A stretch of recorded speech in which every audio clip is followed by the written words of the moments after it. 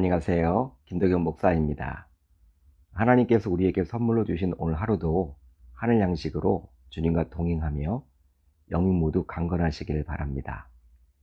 자, 오늘 우리가 나눌 말씀은 요한복음 21장 9절로 14절, 요한복음 21장 9절로 14절입니다. 제가 읽겠습니다. 육지에 올라보니 숯불이 있는데 그 위에 생선이 놓였고 떡도 있더라.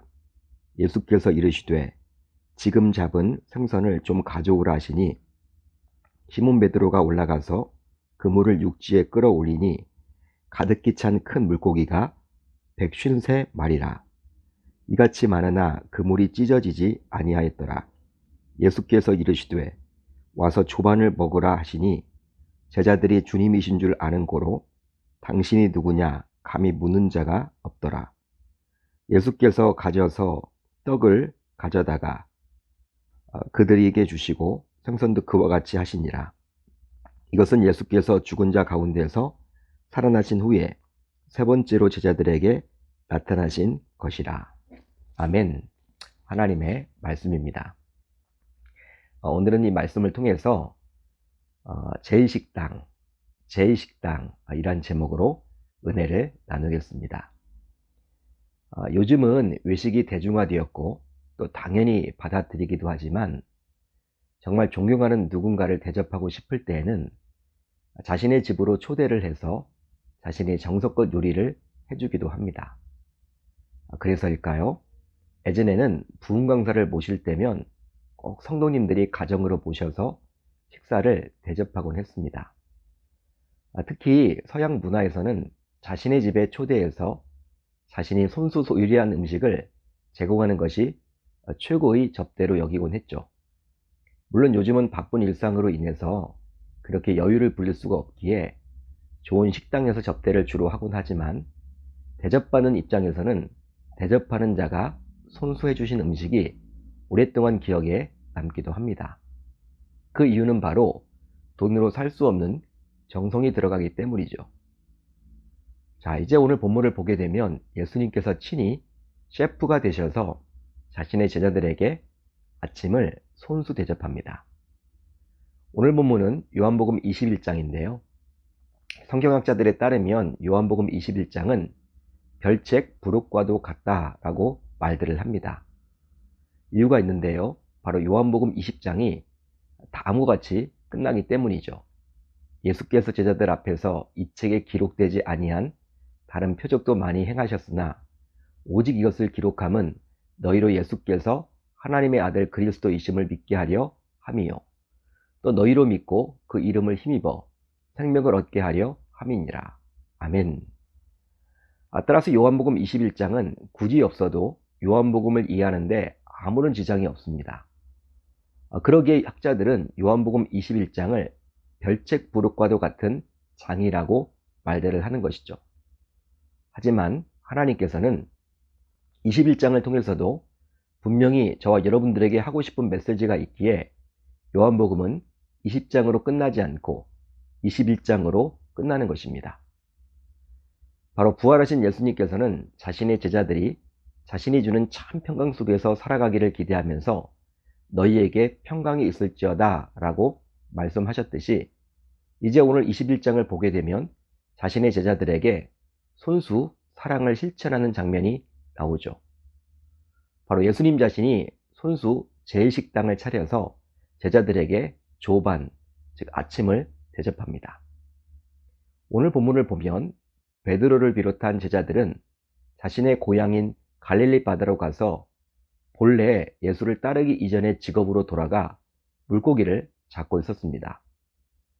어제 말씀을 통해서 잠시 살펴보았지만 예루살렘에 머물던 제자들은 문을 꽁꽁 닫고 숨어 있었습니다.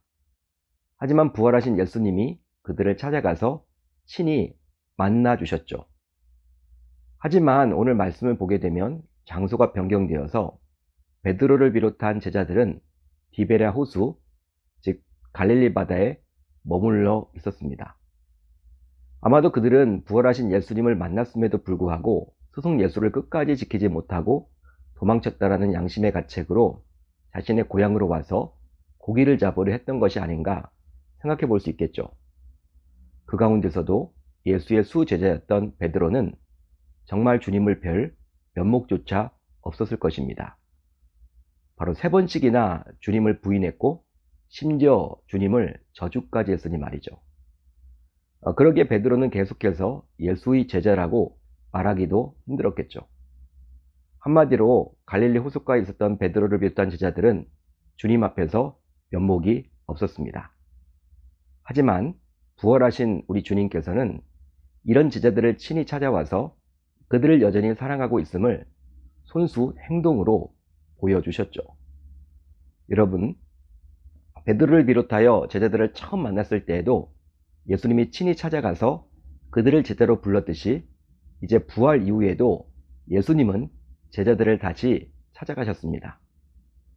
즉 3년여 전과 마찬가지로 제자들이 물고기를 단 한 마리도 잡지 못한 한계에 갇혀 있을 때 예수님은 제자들을 친히 만나 주셨죠.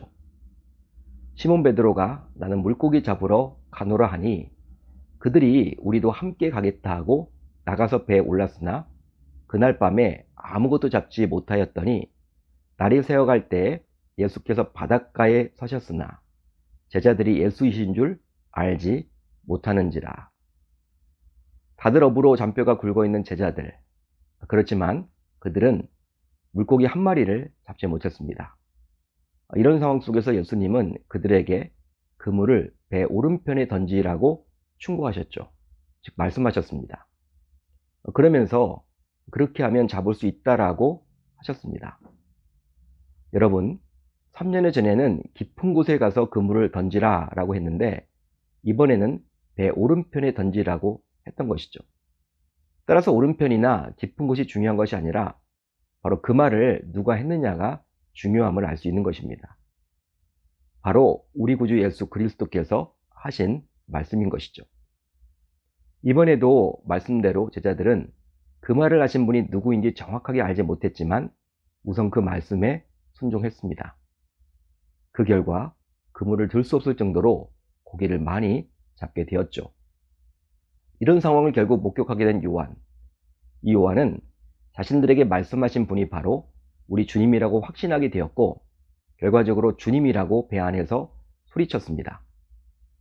결국 베드로는 배에서 바다로 뛰어내려가 해변가에 서 있었던 예수님께 달려가게 되었죠. 다른 제자들도 마찬가지로 배를 타고 고기가 가득 찬 그물을 끌고 예수님께로 오게 되었습니다.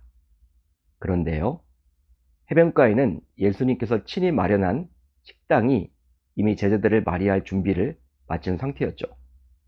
실제로 밤을 새워서 고기를 잡으려 했기에 얼마나 제자들은 허기가 졌겠습니까? 그런데 그 제2식당에서 우선 숯불이 보이는 거예요. 베드로는 이 숯불과 숯불 너머로 예수님의 시선을 마주쳤을 때 깜짝 놀랐겠죠. 왜냐하면 그가 생각하기 싫은 사건이 떠올랐기 때문입니다. 요한복음 18장을 보면 베드로가 예수를 모른다고 부인할 때 숯불이 바로 앞에 있었습니다. 더욱이 누가복음 22장을 보게 되면 베드로가 3번째 예수를 부인할 때 예수가 베드로를 돌아보았다고 나오죠. 즉 숯불의 불꽃을 중심으로 서로의 시선이 교차한 것입니다. 그런데 지금 바닷가에 그때와 똑같은 숯불이 있고 불꽃 너머로 동일한 예수의 시선을 보게 된 것이죠. 따라서 지금까지 예수님을 볼 면목이 없었던 베드로는 아마도 이 숯불 너머에 비친 예수의 눈빛을 통해서 예수님께서 아직도 자신을 너무나도 사랑하고 있음을 깨닫게 되었습니다. 따라서 예수가 숯불을 피운 것은 제자들의 몸을 덮이고 물고기를 굽기 위함이지만 우선적으로는 베드로의 마음을 치료하기 위한 목적도 분명히 있음을 알 수 있는 것이죠. 그러기에 베드로의 죄책감과 좌절감을 치유하기 위해서 예수님께서는 고의적으로 숯불을 피웠던 것입니다. 그렇습니다. 실제 이런 치유가 되지 않으면 베드로는 항상 죄책감 또한 자괴감에 시달려야만 했겠죠. 아무리 베드로가 자신의 잘못을 스스로 뉘우친다 해도 예수님을 볼 때마다 죄송스러운 마음으로 면목이 없을 것입니다. 따라서 이런 베드로의 사정을 모를 리가 없었던 우리 주님께서는 친히 베드로를 치료하고자 숯불을 피우셨던 것이죠. 이제 제 식당에서 또 볼 수 있는 것이 있는데 바로 떡과 물고기입니다. 물론 제자들에게 아침을 주려는 주님의 의도지만 이 장면은 1년 전 6월절 즈음에 있었던 오병이의 사건을 충분히 떠올리게끔 하죠.